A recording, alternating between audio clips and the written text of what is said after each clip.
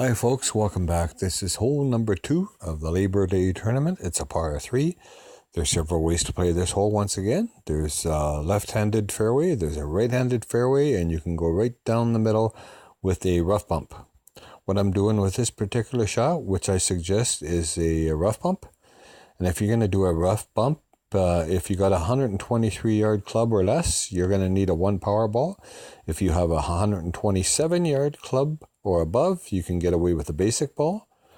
On this particular shot, I used a back ball 9, which is 127 yards, and I believe.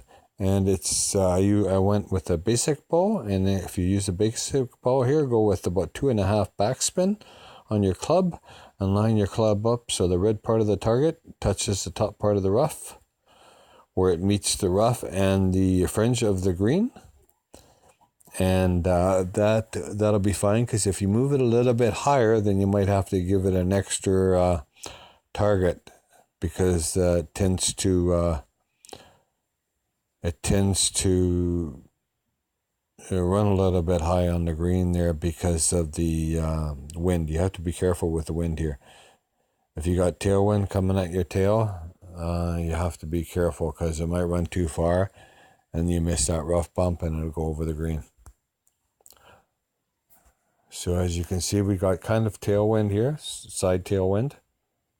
So if you adjust your wind accordingly, the same as you normally do, put the red part of the target touching the top part of the rough,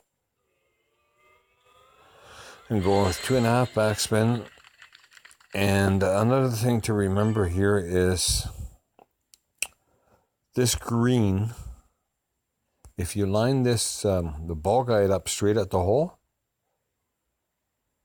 it tends to drift to the right a little bit. So what I do is line the ball guide up so it's pretty much, especially with the wind going the way it is from left to right, make sure to be careful and line that ball guide up so it's probably like on this particular wind, I believe I went with the rim of the cup on the left hand side, just because of the wind. The wind is going that way, and there is a slight roll on the green that way.